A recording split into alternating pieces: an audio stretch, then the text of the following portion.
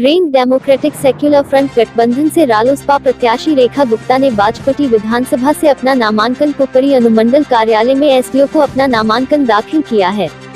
तो वहीं परिहार विधानसभा क्षेत्र से सेक्युलर फ्रंट गठबंधन के रालोसपा प्रत्याशी अमजद हुसैन अनवर ने भी अपना नामांकन समाहरणालय स्थित बीडीसी कार्यालय में उप विकास आयुक्त को दाखिल किया है। दोनों ही उम्मीदवारों ने अपने क्षेत्रों से लोगों का अपार समर्थन अपने पक्ष में बताते हुए अपने जीत की दावेदारी पेश की है। यहाँ उपस्थित सभी मतदाता मालिकों से मेरी बस एक ही विनती, एक ही अपील है कि जिस तरह से पिछले 5 सालों से आप लोगों का स्नेह, प्यार, समर्थन, विश्वास और आशीर्वाद आपकी इस बेटी, आपकी इस बहन को मिला है, उस आशीर्वाद और समर्थन के बदौलत हम लोगों ने बाजपट्टी विधानसभा से लेकर पटना की धरती तक गरीब गुरबों की लड़ाई को जो जारी रखा है। हमारा जो सड़क से लेकर संसद तक माननीय उपेंद्र कुशवाहा जी के नेतृत्व में आपके सहयोग और समर्थन से गरीबों, अति पिछड़ों, अकलितों, माता बहनों, हमारे गरीब मजदूरों के बच्चों की जो लड़ाई हम लोगों ने जारी रखी है, उसमें जो आप लोगों का सहयोग मिला है, उस सहयोग को समेटकर मैं 5 साल तक चलती रही और अब वो समय आ गया है। हम लोग जो लड़ाई जारी रखे हुए हैं, अब उस लड़ाई को मुकाम तक पहुंचाने का समय आ गया है। 25 परिहार विधानसभा RLSP से दिया है। इस बार का आपका चुनावी मुद्दा क्या होगा? मुद्दा क्या है, जो भी हमें वोट देगा उसका तकलीफ, उसका दर्द वो हमारा होगा। सर आपकी शिक्षा ये है सर, आप परिहार विधानसभा का कहते हैं तो उसका क्या लाभ मिलेगा आपको वहाँ के राजनीति में? लाभ पूरा मिल रहा है, चूँकि हमारे पिताजी वहाँ 1980 में विधायक बने थे और 40 साल से उनके बीच में आज तक है। और मेरे पिताजी का काफ़ी कुछ किया हुआ है और किसी भी तरीके का, कोई भी तरीके का लड़ाई हो, इलाज हो, बीमारी हो, थाना पुलिस हो, कोर्ट कचहरी हो, दिल्ली बम्बई इलाज हो, हर मौके पर मेरा पिताजी वहाँ के लोगों के लिए काम आए। इसी का फ़ायदा मिल रहा है।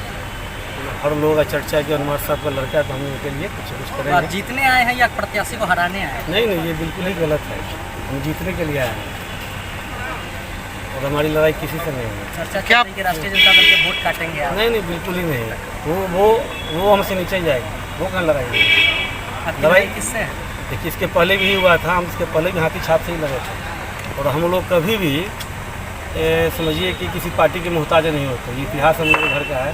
हमने 16 इलेक्शन लड़े हैं और जब भी लड़े हम लोग पिताजी सीधा लड़ाई लड़े।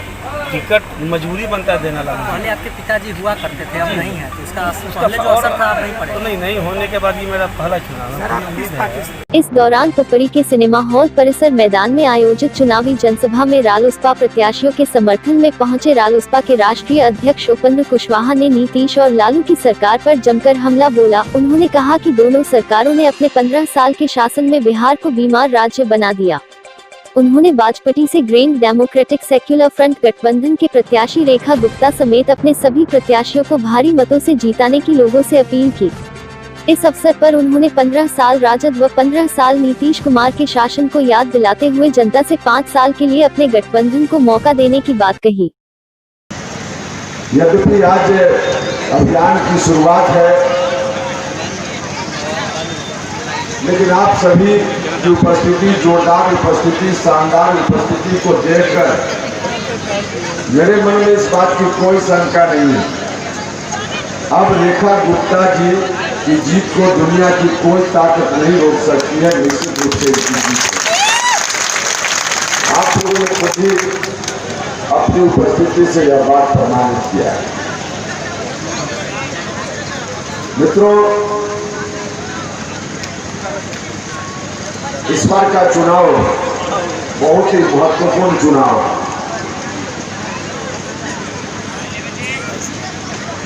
एक बार फिर से आपके हाथ में यह अवसर आया है जब आपको तय करना है कि आप चाहते क्या।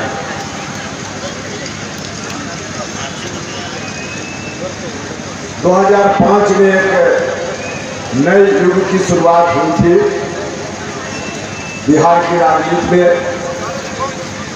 और उसके पहले 1990 से लेकर 2005 तक एक युग था। 1990 से लेकर 2005 तक जिस रूप में बिहार चल रहा था, अधिकांश लोग यहाँ बैठे हैं, आप लोग गवाह हैं जिस रूप में बिहार चल रहा था।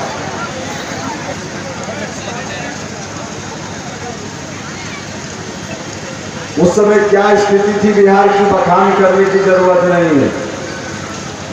आप सब लोगों ने देखा था, आप सब लोगों ने महसूस किया था, अनुभव किया था, और उसके उपरांत ही बिहार के लोगों ने यह फैसला लिया था कि उस शासन को जाना चाहिए, उस सरकार को जाना चाहिए। चली गई सरकार, दूसरी सरकार 2005 में आई।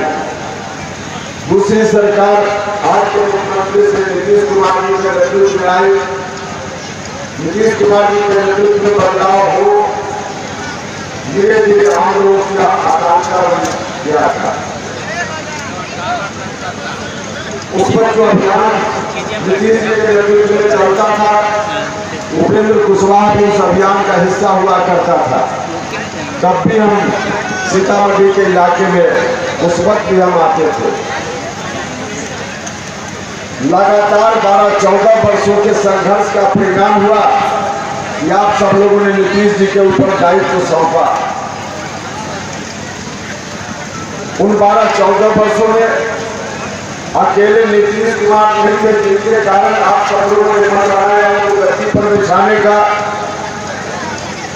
तब उस अभियान में उपेंद्र कुशवाहा ने अपने जीवन का महत्वपूर्ण 12-14 साल कुर्बान किया था। हमने भी कुर्बानी दी थी, तब नीतीश कुमार बिहार के मुख्यमंत्री बने थे, तब आपका आशीर्वाद प्राप्त हुआ। मन में एक उम्मीद थी नीतीश जी आएंगे तो सिर्फ सरकार नहीं बदलेगी, गांव में रहने वाले गरीब लोगों की तकदीर भी बदलेगी। इसलिए परिवर्तन हुआ था।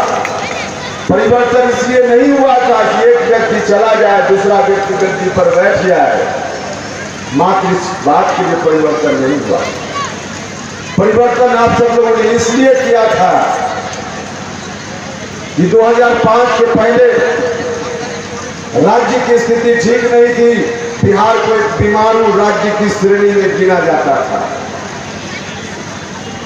बिहार में शिक्षा व्यवस्था तब भी चौपट थी, स्वास्थ्य का इंतजाम नहीं था।